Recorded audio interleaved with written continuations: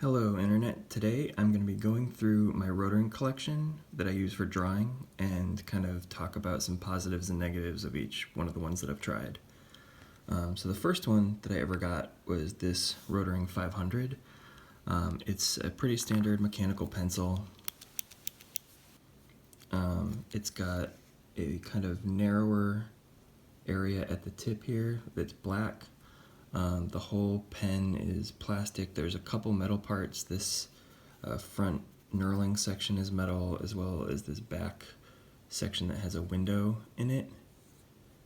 You can spin to indicate your lead type.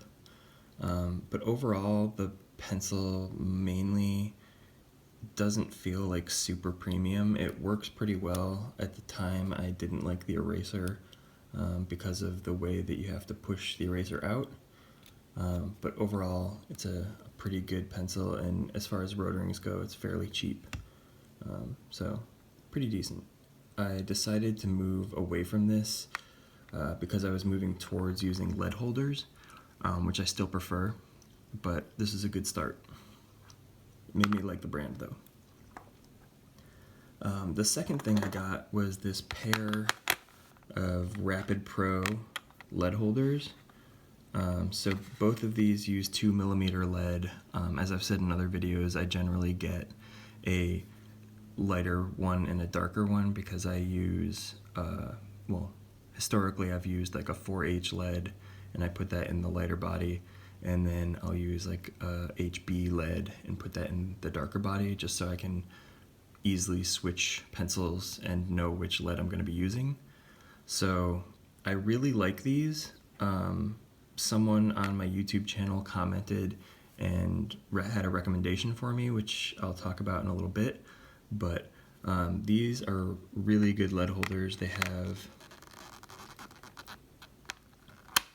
a little sharpener in the back. It's hard to get out. But one thing that I have noticed with these is that if you use a really hard lead like 4H, because there's like this cushion element in the front, like if you push down, I don't know if you'll be able to see it, but it moves in just a little bit. That's part of the pencil's design, but sometimes that doesn't hold the lead super solidly, so when I'm sharpening really hard lead, I've had it push in from time to time.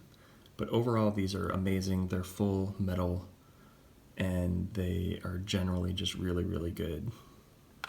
They have a really fine knurling too. So after those, I ended up getting a rOtring 800, which is another mechanical pencil. The 800 is full metal, unlike the 500, and it has this interesting thing on the back where if you turn this back part, it extends the barrel. So the one thing that I've noticed with the 800 is that sometimes the very tip of the barrel can like move slightly. There's like maybe 0.5 millimeter of movement. I've had it break lead a little bit, but this is a great pencil and has a really, really good build quality. And I do like the harder lines on hexagonal grip. It has the same fine knurling as the other ones. This actually knurling might be a little bit finer.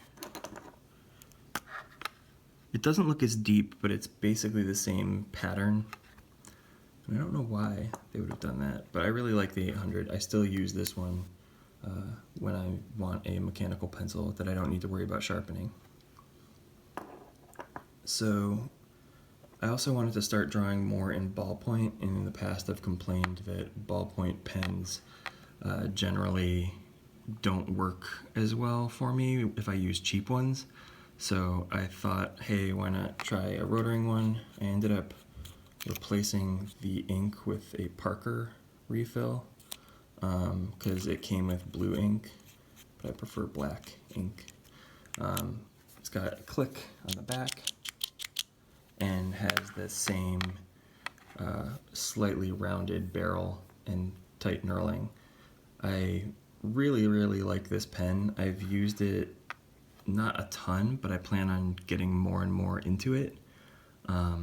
And overall, I think its build quality is just as good as the lead holders, and the click is very satisfying. So, very good ballpoint pen. The one that I was recommended on my channel is actually the rOtring 600, which is a lead holder. And if you look in comparison to the Rapid Pro, the knurling is much less fine on the 600. It doesn't have a sharpener or anything in the back. I don't ever put the lead in from the back, so I don't really know why it's open back there. Like generally I put it in from the front. How this differs from the Rapid Pro is that these ones have a lead advancing mechanism, so if you click it, it puts the lead out a little bit at a time, whereas on the rOtring 600 it uses a clutch style mechanism. So I've said in the past that I like these clutch styles more, and the reason for that is that you can press it and then move it to where you want. And the thing that I like about this is that it holds it very, very firmly. Even with really hard lead in there, it doesn't ever move at all.